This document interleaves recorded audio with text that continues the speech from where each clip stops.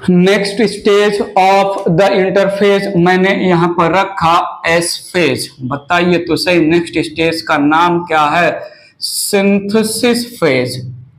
बोलो तो सही जल्दी से, क्या है नेक्स्ट स्टेज का नाम इंटरफेज में? मैंने बोला रेप्लिकेशन फेज। मैंने क्या बोला? Replication phase, DNA replication phase भी इसका नाम है। Need your full attention. यहां पर growth of the cell continue रहेगा इन दिस फेज। ठीक है, मैं पहले ही बोल चुका हूं growth of the cell throughout interphase चलता है। सो पहला पॉइंट मेंशन किया यहां पर, growth of cell, growth of cell continues, growth of cell continues in this phase. Need your attention. RNA energy in the form of ATP and protein synthesis also continues. So RNA, then ATP and protein synthesis, protein synthesis also continue, also continue. I need your attention. यहां पर मैंने बोला with non histone chromosomal protein. अब यहां पर DNA के packaging को, new DNA का फॉर्मेशन होने वाला है। मैं नेक्स्ट पॉइंट मेंशन करूंगा, नए डीएनए को नए क्रोमैटिन थ्रेड में कंडेंस करने के लिए हमें हिस्टोन प्रोटीन चाहिए इस स्टेज में। तो इस स्टेज में मुझे हिस्टोन प्रोटीन बनाना पड़ेगा। मैंने बोला with the synthesis of, with the synthesis of non-histone, with the synthesis of non-histone chromosomal proteins, non-histone chromosomal proteins, NHC, non-histone chromosomal proteins, histone proteins, histone proteins also synthesized, histone protein also synthesized. Need your full attention. RNA polymerase जो नया RNA बनाएगा जिसका translation करेगा ribosome to produce protein G1 S G2, तीनों phases में RNA polymerase active होता है क्योंकि तीनों फेजेज में अलग अलग टाइप के प्रोटीन्स, हार्मोन्स एक्सेट्रा का सिंथेसिस होता रहता है। लेकिन डीएनए पॉलीमरेज जिसका फंक्शन है प्री एग्जिस्टिंग पेरेंटल डीएनए को डुप्लीकेट कर देना न्यू डॉटर डीएनए में, वो केवल और केवल जो एस फेज में एक्टिव होगा। तो यहां पर मैं बोल सकता हूं both RNA polymerase, both RNA polymerase and DNA polymerase, both RNA polymerase and DNA polymerase enzymes are active, enzymes are active in S phase, in S phase। सुनिए अब जो मैं बोल रहा हूं कोर पॉइंट है एस फेज का। The S phase it is characterised by replication of DNA. S phase it is characterized by replication of genome. S phase it is characterized by replication of genetic material. S phase it is characterized by replication of chromatin. S phase it is characterized by replication of chromosomes। सारी story एक ही बात represent कर रहा है। अब chromosome या DNA का replication होगा। ऑल द टर्म्स जो मैंने बोला सेम मीनिंग देता है, ये इरेज करके मेंशन करता हूं मैं। तो मैंने क्या बोला? मैंने बोला S phase, S phase is characterized by, S phase it is characterized by replication, it is characterized by duplication of DNA, of DNA, better to say chromatin, better to say chromosome, chromosome कोई difference नहीं है। DNA एक double strand structure है, DNA histone protein के साथ condense होकर chromatin बनाता है, क्रोमैटिन और ज्यादा कंडेंस होकर क्रोमोसोम बनाता है। कोई टर्म में ज्यादा डिफरेंस नहीं है, थोड़ा सुनिएगा। ड्यूरिंग रेप्लिकेशन ऑफ डीएनए जो प्री एग्जिस्टिंग पेरेंटल डीएनए होगा सेल के न्यूक्लियस में, डबल स्ट्रैंड डीएनए, दोनों डबल स्ट्रैंड डीएनए सेपरेट होंगे, दोनों पेरेंटल डीएनए टेम्पलेट के जैसा एक्ट करेगा और इस टेम्पलेट के अगेंस्ट नया डीएनए स्ट्रैंड बनाएगा डीएनए पॉलीमरेज 1। और डीएनए पॉलीमरेज 1 एक बार टेम्पलेट पेरेंटल टेम्पलेट डीएनए के अगेंस्ट नया डीएनए स्ट्रैंड बना दिया, that results in formation of daughter DNA. बताएंगे, समझाएंगे, थोड़ा सुनिएगा। During DNA replication, during DNA replication, I need your attention here please.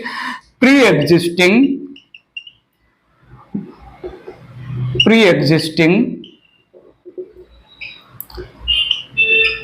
parental DNA strand, pre-existing parental double strand DNA separated, pre-existing parental DNA strand separated to act as template। एक DNA strand, एक DNA दो helically coiled strands का बना होता है, DNA double strand बोल रहा हूं, दोनों डबल स्ट्रैंड सेपरेट हो जाएंगे, they will act as template and against parental DNA template, need your attention please, against parental DNA template, against parental DNA template DNA polymerase enzyme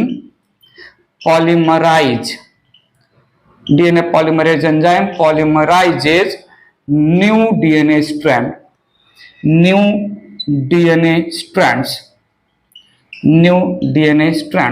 Need your full attention. Replication of DNA results in formation of two copies of DNA. Replication of pre-existing double strand DNA results in formation of two copies of double strand daughter DNA. Mention करेंगे और समझाएंगे। I need your attention here. Replication of DNA produces two copies of daughter DNA। समझेंगे मैंने क्या क्या बोल दिया यहां पर, इरेज करके डायग्राम के थ्रू यहां पर थोड़ा सा हाईलाइट करेंगे। ये जो डीएनए पॉलीमराइज कर रहा है अगेंस्ट जो है टेम्पलेट नए स्ट्रैंड को, जिसको हमने रेप्लिकेशन बोला। रेप्लिकेशन की स्टोरी यहां पर तो थोड़ा सा बता के हम आगे बढ़ जाएंगे। रेप्लिकेशन की story molecular basis of inheritance 12th वाले जो है 12th स्टैंडर्ड में जो है अच्छे से समझाएंगे, यहां पर सिर्फ मेंशन करना सो दैट डीएनए रेप्लिकेशन थोड़ा बहुत आपको क्लियर हो जाए। थोड़ा यहाँ आइए, थोड़ा देखिए तो सही मेंटली यहां पर तो आइए। मैं बोला ये है एक सेल के अंदर एक न्यूक्लियस, और इस न्यूक्लियस में मैंने कंसीडर किया pre existing double strand DNA है। ये pre existing double strand DNA है। अब मैंने इस डीएनए को रेप्लिकेशन पर्पस के लिए बाहर निकाला, समझाने के लिए। सो थोड़ा सुनिएगा, ये रिप्रेजेंट कर रहा है पेरेंटल डीएनए डुप्लेक्स। ये रिप्रेजेंट कर रहा है parental DNA duplex. Parental DNA duplex दो हेलिकली क्वाइल्ड स्ट्रैंड्स का बना होता है, जो कि हाइड्रोजन बॉन्ड्स के थ्रू स्टेबल होते हैं। दोनों double strand of DNA helically coiled, they are attached by hydrogen bonds. ये डीएनए का स्ट्रक्चर हम बायोमोलिक्यूल चैप्टर में भी पढ़ेंगे, तो सुनिएगा। तो ये है पेरेंटल डीएनए। सुनो अब स्टार्ट होगा डीएनए रेप्लिकेशन। जब डीएनए रेप्लिकेशन स्टार्ट होगा, डीएनए रेप्लिकेशन बहुत सारे स्टेप्स, बहुत सारे एंजाइम्स इन्वॉल्व होंगे। सो डीएनए रेप्लिकेशन के समय क्या होगा, ये जो पेरेंटल डीएनए डुप्लेक्स है डबल स्ट्रैंड में, दोनों स्ट्रैंड अलग अलग हो जाएंगे। दोनों स्ट्रैंड, दोनों पैरेंटल स्ट्रैंड को सेपरेट कर देंगे by breaking the hydrogen bond.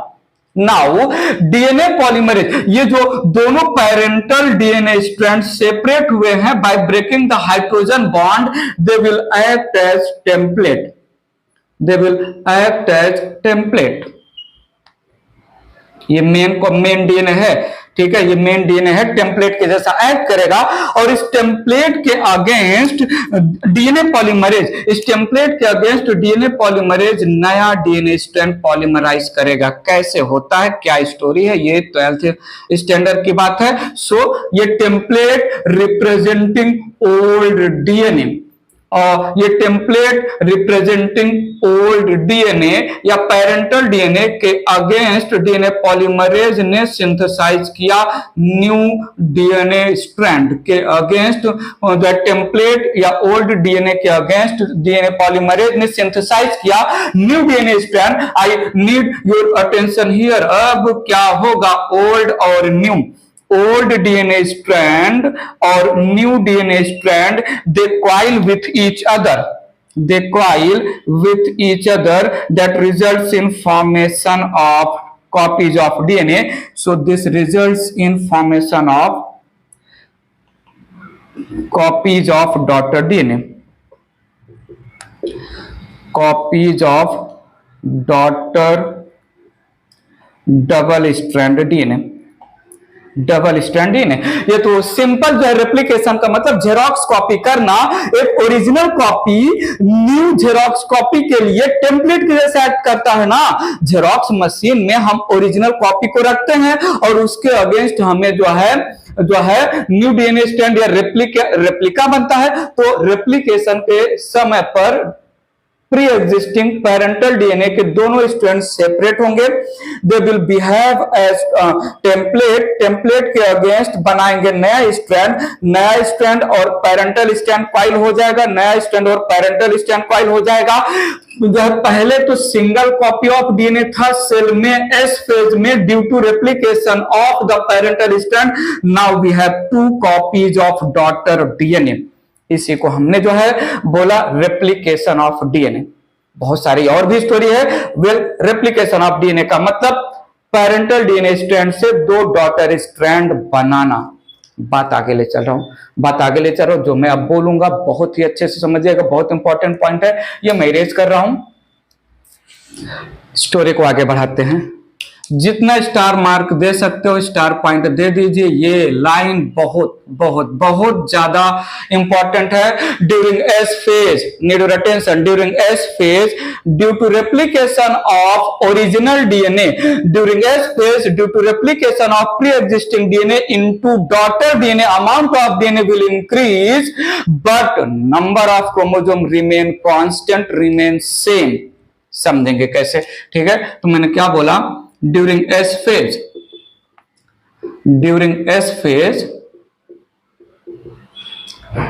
amount of DNA increases, amount of DNA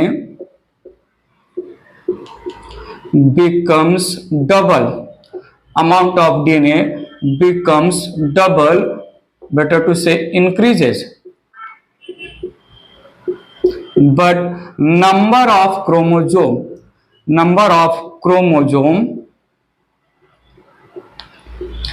remain constant,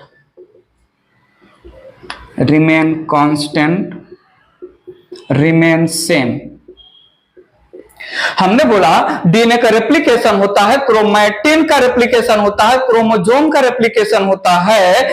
तीनों टर्म सेम ही चीज रिप्रेजेंट कर रहे हैं। अमाउंट ऑफ डीएनए डबल हो रहा है, number of chromosome even after replication of chromosome, pre existing chromosome से बनेगा नया क्रोमोसोम, फिर भी नंबर ऑफ क्रोमोसोम सेम रहेगा। प्री एग्जिस्टिंग डीएनए से बनेगा नया DNA, amount of DNA double हो जाएगा। क्या बोला समझते हैं, थोड़ा सुनिएगा। ई है एक सेल, आते हैं समझते हैं प्लीज, थोड़ा सुनिएगा। एक सेल के अंदर है न्यूक्लियस, ये है मदर सेल, जो सेल इंटरफेज में G1 S G2 और बाद में M फेज के थ्रू डिवाइड करने वाला है। ये है मदर सेल। और सुनिएगा, मदर सेल के पास कुछ क्रोमोसोम है पेयर में, मतलब ये मदर सेल मैंने लिया, मदर सेल डिप्लॉइड है, मदर सेल डिप्लॉइड है, समझते हैं। मदर सेल के पास जितने भी क्रोमोसोम है, थोड़ा सुनिएगा, जब सेल नहीं डिवाइड करता है, जब सेल नॉन डिवाइडिंग स्टेज में होता है, जब सेल इंटरफेज में होता है, तो सेल के पास क्रोमोसोम कौन से फॉर्म में होते हैं बताइए तो सही। प्रीवियस चैप्टर में हम सुन चुके हैं। Chromosome in non dividing cell exist in the form of elongated elaborate thread like overlapping cross linked chromatin के फॉर्म में होते हैं ना, इलोंगेटेड क्रोमैटिन के फॉर्म में। सो यहां पर जो है जितना भी क्रोमोसोम है, all the chromosome network of elongated thread like structure chromatin के फॉर्म में है। ठीक है। सो ये जो है मदर सेल डिप्लॉइड सेल है, मदर सेल डिप्लॉइड सेल है, हर एक क्रोमोसोम पेयर में रहेगा। वेल यहां पर थोड़ा सुनिएगा, chromatin, I need your attention, chromatin, chromatin it is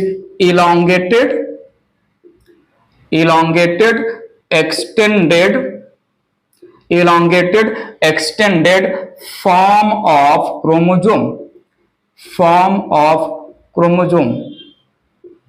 ठीक है, थोड़ा सुनो, मैंने एक क्रोमैटिन को बाहर निकाला, आइए समझते हैं। मैंने एक क्रोमैटिन स्ट्रैंड को बाहर निकाला, ये मैंने ऐसे रिप्रेजेंट किया, ये एक क्रोमैटिन स्ट्रैंड है, जहां पर मैंने जो है नैरो जोन डाला, उसको हम सेंट्रोमियर बोल सकते हैं। ये एक क्रोमैटिन स्ट्रैंड है, एक क्रोमैटिन, एक क्रोमोसोम स्टेज न्यूक्लियर डिवीजन के टाइम पर आएगा, हम प्रीवियस चैप्टर में बोल चुके हैं। This single chromatin it is made up of condensed form of single double strand DNA, और ये single double strand DNA condense किसके साथ हुआ है टू फॉर्म क्रोमैटिन स्ट्रैंड, पता है कि नहीं? H2A H2B H3H4 histone protein के साथ। तो मैंने जो है during non dividing stage all the chromosome they are present in the form of extended chromatin, single strand के फॉर्म में होता है। सो ये हो गया वन क्रोमैटिन,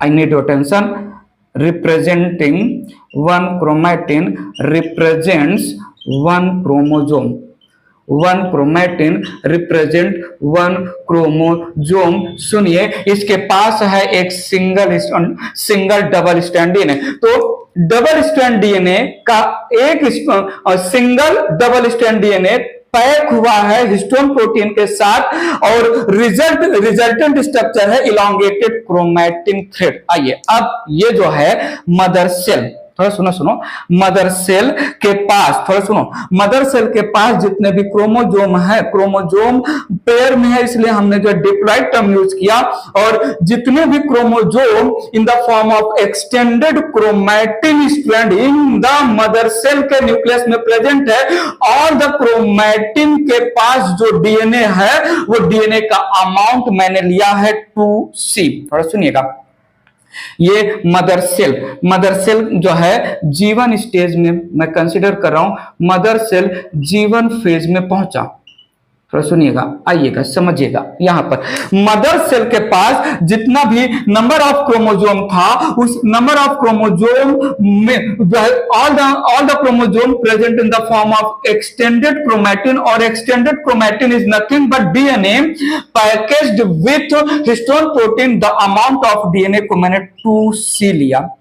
ठीक है, तो मदर सेल था 2N2C, I need your attention, mother cell 2N2C, समझेंगे। यहां पर कहां पर पता चला, यहां पर जो है N represent number of chromosomes, N represent number of chromosomes in the form of chromatin strand, and C represent amount of DNA, amount of DNA को हम पिकोग्राम में जो है मेजर करते हैं, अमाउंट ऑफ डीएनए को हम पिकोग्राम में मेजर करते हैं।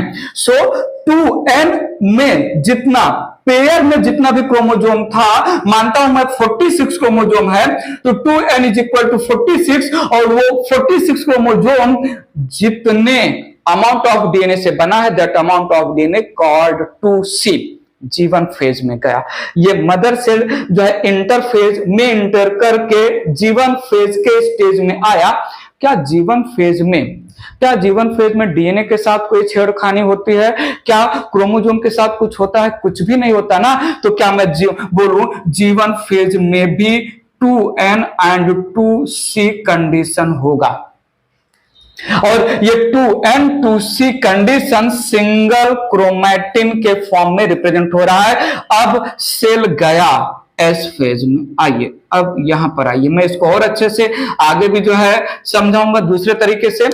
एस फेज में क्या होगा, ये जो pre existing chromosome in the form of single chromatin strand है के अंदर जो डीएनए कंडेंस हुआ है हिस्टोन प्रोटीन के साथ, इस डीएनए को मैंने बाहर निकाला। ये पेरेंटल क्रोमोजोम का डीएनए हुआ। आई need your attention. Parental chromosome का डीएनए ये रेप्लिकेशन करके बनाएगा एक और कॉपी ऑफ डीएनए। आइए समझिए यहां देखिए तो सही। पेरेंटल स्ट्रैंड ये बनाएगा एक और copy of DNA. Parental chromosome, parental chromatin के डीएनए के अमाउंट को मैंने 2C बोला था।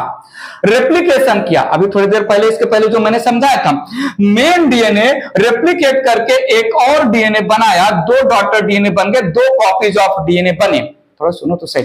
अब 1 कॉपी ऑफ डीएनए वापस हिस्टोन प्रोटीन के साथ कंबाइन होकर क्रोमैटिन बना लेगा। अनदर कॉपी ऑफ डीएनए वापस न्यूली सिंथेसाइज्ड हिस्टोन प्रोटीन, जो हिस्टोन प्रोटीन एस फेज में सिंथेसाइज हो रहा है, उसके साथ कंडेंस होकर क्रोमैटिन बना लेगा। तो थोड़ा सुनिएगा, ये दोनों वापस से, आई need your attention please, full attention here. मैंने क्या बोला, एक कॉपी ऑफ डीएनए वो पैक हो गया हिस्टोन प्रोटीन के साथ, बना लिया एक क्रोमैटिन स्ट्रैंड, और दूसरा कॉपी ऑफ डीएनए पैक हो गया न्यूली सिंथेसाइज्ड हिस्टोन प्रोटीन के साथ, बना लिया दूसरा कॉपी ऑफ डीएनए, और यहां पर मैंने बोला डीएनए का भी रेप्लिकेशन हो गया। डीएनए का रेप्लिकेशन हुआ, 2 कॉपीज ऑफ डीएनए बन गए। दोनों कॉपीज ऑफ डीएनए वापस हिस्टोन प्रोटीन के साथ कंडेंस होके 2 कॉपीज ऑफ क्रोमैटिन बना लिए। बट ये 2 copies of chromatin, I need your attention, 2 copies of chromatin S phase में get attached at centromere point. 2 copies of chromatin they get attached at centromere point, centromere point पर attach हो जाएंगे। This results in formation of single chromosome. यहां पर 1 chromosome ही तो आया, वो समझो तो सही, हम समझाएंगे और अच्छे से समझाएंगे, कुछ भी अनटच नहीं रहेगा। थोड़ा सुनिएगा, यहां पर 1 कॉपी ऑफ जो है क्रोमैटिन के पास 2C अमाउंट ऑफ डीएनए है, और जो दूसरा कॉपी ऑफ क्रोमैटिन है उसके पास भी 2C अमाउंट ऑफ डीएनए है। बट दोनों कॉपी ऑफ क्रोमैटिन, जो 2 रेप्लिकेटेड क्रोमैटिन है, they are not separated, they get attached to centromere primary constriction point that results in formation of G one phase. I need your attention. G one phase में जो chromosome था एक elongated chromatin के form में था, एक strand of chromatin representing 1 chromosome. S phase के बाद क्रोमैटिन रेप्लिकेट होकर अनदर क्रोमैटिन बनाया, तो यहां पर ये एक क्रोमैटिन बन गया, ये दूसरा क्रोमैटिन, दोनों क्रोमैटिन पेयर हो गए, दोनों क्रोमैटिन आपस में पेयर हो गए। That results in formation of, mother cell में एक क्रोमोजोम एक क्रोमैटिन का, जीवन फेज में एक क्रोमोजोम एक क्रोमैटिन का, एस फेज में एक क्रोमोजोम बिकम 2 क्रोमैटिन का। क्या क्रोमोजोम का नंबर बढ़ा? नहीं, क्रोमोजोम का नंबर तो नहीं बढ़ा ना। सो यहां पर 2C इस वाले क्रोमैटिन स्ट्रैंड का, 2C इस वाले क्रोमेटिन स्ट्रैंड का क्या मैं बोलूं, amount of DNA become 4C, amount of DNA become 4C, but दोनों strand as they are attached at centromere point representing 1 chromosome, तो नंबर ऑफ क्रोमोसोम तो सेम ही है ना, ठीक है। सो नॉन डिवाइडिंग फेज में 2n represent 1 chromatin, G1 phase में 2n represented by 1 chromatin, S phase में 2n रिप्रेजेंटेड बाय 2 क्रोमेटिन्स। ये दो, जब दोनों क्रोमेटिन एक पॉइंट पर अटैच हो गए तो दो डिफरेंट क्रोमोसोम थोड़े ना बोलूंगा, अब 2 क्रोमेटिन वाला क्रोमोसोम बन गया है, इसलिए नंबर ऑफ क्रोमोसोम नहीं इंक्रीज होता है, बट ये जो 2 क्रोमेटिन वाला क्रोमोसोम है, अब इसके पास जो है 2 कॉपीज ऑफ डीएनए है, एक copies of DNA 2C amount, दूसरा copies of DNA 2C amount, amount of DNA तो इंक्रीज हो गया। समझेंगे इरेज करके थोड़ा आगे बढ़ते हैं, बात आगे ले चल रहा हूं। मैंने क्या बोला यहां पर, इन मदर सेल, मैंने बोला यहां पर इन मदर सेल, इन मदर सेल कंडीशन है 2n 2C, ठीक है। इन मदर सेल नहीं, मदर सेल का कंडीशन है 2n 2C, 2n it represent paired number of chromosome, paired number of chromosomes present in the form of extended chromatins, all the chromosome initially chromatin के form में रहेंगे, and 2C it represent amount of DNA, amount of DNA, जितना भी chromosome है pair में वो 2C amount of DNA से बना है। Amount of DNA it is measured in picogram, it is measured in picogram. 1 picogram is equal to 10⁻⁻12 gram. तो जितना भी नंबर ऑफ क्रोमोसोम होगा वो कुछ अमाउंट ऑफ डीएनए से, अमाउंट ऑफ डीएनए को मैं हाईलाइट नहीं कर रहा हूं, ठीक है, तो कुछ अमाउंट ऑफ डीएनए से बना रहेगा, उस अमाउंट ऑफ डीएनए को हमने क्या बोला, जो है 2C, ठीक है। इन द सेम केस जो है अगर मदर सेल, थोड़ा सुनिएगा, अगर मदर सेल हैप्लॉइड है, 1n है, तो उसका अमाउंट ऑफ डीएनए 1C हम कंसीडर कर सकते हैं। अनपेयर्ड क्रोमोसोम्स हैं, जितने भी क्रोमोसोम है आइडेंटिकल कॉपीज नहीं कैरी कर रहे हैं, कोई भी क्रोमोसोम जो है सिमिलर पार्टनर क्रोमोसोम नहीं है सेल के न्यूक्लियस में किसी भी क्रोमोसोम का, ऑल द क्रोमोसोम डिफरेंट है, तो अनपेयर्ड नंबर ऑफ क्रोमोसोम अगर सेल में प्रेजेंट है तो सेल को हैप्लॉइड बोला, और वो अनपेयर्ड नंबर ऑफ क्रोमोसोम जितने अमाउंट ऑफ डीएनए से बने हैं उस अमाउंट ऑफ डीएनए को हमने 1C बोला, 1n 1C। अगर सेल के पास जो पेयर्ड नंबर ऑफ क्रोमोसोम है, हर एक क्रोमोसोम पार्टनर क्रोमोसोम के साथ प्रेजेंट होगा, तो हम 2 डिप्लॉइड बोलेंगे, उस सेल को 2n से रिप्रेजेंट करेंगे। अमाउंट ऑफ डीएनए को हमने बोला क्या, 2C। I need your attention, थोड़ा सुनिएगा। इन G1 phase, in G1 phase there is no change, there is no change with reference to DNA या chromosome, with reference to DNA या chromosome. so in G1 phase cell remain, I need attention here please, cell remain 2n 2C। जीवन phase में तो cytoplasm increase हो रहा है ना, जीवन फेज में जो है नॉन हिस्टोन प्रोटीन या न्यूक्लियोटाइड्स बन रहे हैं, जिनका हम एस फेज में यूज करेंगे। Actually DNA is nothing but polymer of nucleotides, वो न्यूक्लियोटाइड्स बन रहा है कहां, जीवन फेज में, बट रेप्लिकेशन ऑफ डीएनए तो एस फेज में ही होगा ना, क्योंकि active DNA polymerase S phase में ही मिलता है। सो क्या मैं बोलूं, मदर सेल 2n2C है, जीवन फेज में इंटर कर गया, nothing is going to happen with DNA and chromosome during G one phase. तो कंडीशन जीवन फेज में क्या रहेगा, 2n2C। बात आगे ले चल रहा हूं, इरेज करके बात आगे ले चल रहा हूं, समझेंगे। आइए थोड़ा यहां पर आइए, मैंने क्या बोला, इन एस फेज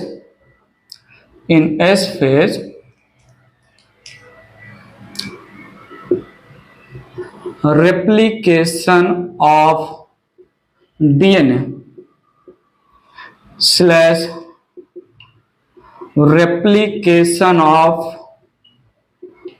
chromatin या क्रोमोजोम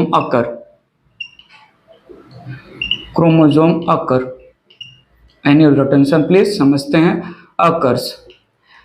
थोड़ा सुनिएगा, इन मदर सेल, मैंने क्या बोला, in mother cell one chromosome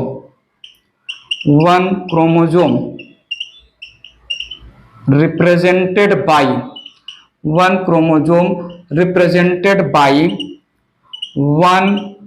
extended chromatin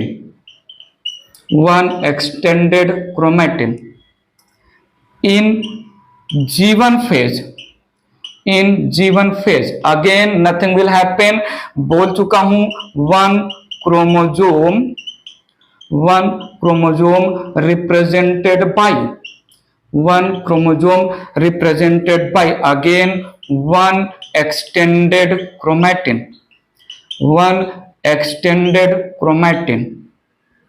ठीक है, बट बात पकड़िएगा, आते हैं, मैंने क्या बोला, in S phase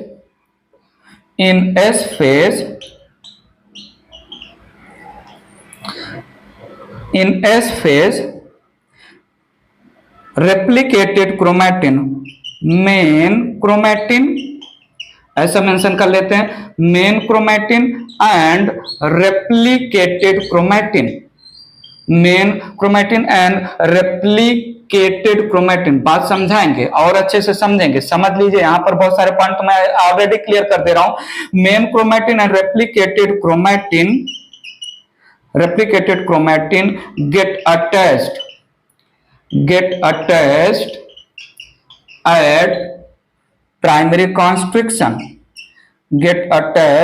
at primary constriction या centromere results in formation of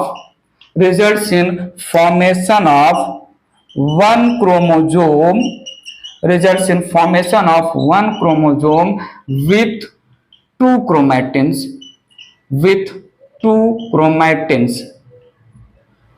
अब तक one chromosome, one extended chromatin, but यहां पर सो नंबर ऑफ क्रोमोजोम तो उतना ही रहेगा। 46 क्रोमोजोम मदर सेल के पास सिंगल क्रोमैटिन के फॉर्म में था, जीवन फेज में गया तो 46 chromosome as it is single chromatin के फॉर्म में था। एस फेज में गया तो 46 क्रोमोजोम जो एक एक क्रोमैटिन के फॉर्म में थे, हर एक क्रोमैटिन का कॉपी क्रोमैटिन बना, रेप्लिकेशन हुआ, लेकिन क्या हुआ, मेन और रेप्लिकेटेड वापस अटैच हो गए सेंट्रोमियर पॉइंट पर। अभी भी तो नंबर ऑफ क्रोमोजोम 46 ही है ना, फर्क क्या हुआ, अब नंबर ऑफ क्रोमोजोम जो 46 है वो 2 क्रोमैटिन के हैं, इसलिए नंबर ऑफ क्रोमोजोम नहीं इंक्रीज होता है। लेकिन जो मदर सेल के पास 46 क्रोमोजोम था, वो अगर 2C अमाउंट ऑफ डीएनए से बना है, जीवन फेज में भी सेम स्टोरी जाएगा, लेकिन 2C DNA another 2C DNA बनाया तो अमाउंट ऑफ डीएनए तो 4C हो जाएगा ना, number of chromosome remain same. Erase करके थोड़ा और मेंशन करते हैं, ये स्टोरी कहीं ना कहीं और कनेक्ट होगा और ज्यादा क्लियर हो जाएगा। वेल, अब ज्यादा जो है एस फेज को हम नहीं खींचेंगे, यहां पर जल्दी से इसको फिनिश करते हैं। ठीक है, बात आगे ले चल रहा हूं, मैंने क्या बोला, due to replication of DNA, due to replication of DNA, comma, formation of another copy of DNA, another copy of DNA, amount of DNA from 2C becomes 4C। Point समझा। तो मैं फिर से एकदम सिंपल कर दे रहा हूं। मदर सेल 2N2C या 1N1C, दोनों स्टोरी लेके चल रहा हूं। मदर सेल डिप्लॉयड है तो 2N रिप्रेजेंट होते हैं, हैप्लॉयड है तो 1N। Diploid number of chromosome जितने अमाउंट ऑफ डीएनए से बना होगा उसको 2C से रिप्रेजेंट किया। हैप्लॉयड नंबर ऑफ क्रोमोसोम जितने अमाउंट ऑफ डीएनए से बना होगा उसको 1C से रिप्रेजेंट किया। ना थोड़ा सुनिएगा, जीवन फेज में स्टोरी सेम रहेगा, 2N2C 1N1C। आइए हमें बताइए, यहां मेंटली और हमें बताइए एस फेज में स्टोरी क्या हो जाएगा। Number of chromosome remain same. अब नंबर ऑफ क्रोमोसोम एक क्रोमैटिन से ना रिप्रेजेंट होके 2 क्रोमैटिन से, but amount of DNA become double. Number of chromosome remain same but amount of DNA become double. बताओ, जल्दी से बताओ, ये स्टोरी समझा? तो सुनिएगा, at the end of S phase centriole का रेप्लिकेशन होगा एनिमल सेल के लैंग्वेज में। तो पॉइंट मेंशन करते हैं यहां पर, at the end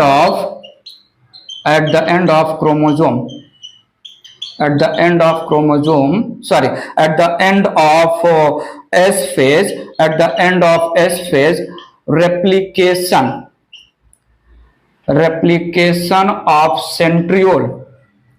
replication of centriole occurs। थोड़ा बताओ, यहां बताओ। replication of centriole occurs at the end of S phase in plant cell। Hello. replication of centriole occurs in S phase in plant cell। Right है या wrong है? बताओ, जल्दी बताओ। रॉन्ग है, प्लांट सेल में सेंट्रियोल नहीं होता। क्या मैं बोलूं? एनिमल सेल में सेंट्रियोल होता है। अकर्स इन एनिमल सेल, ठीक है। Absent in plant cell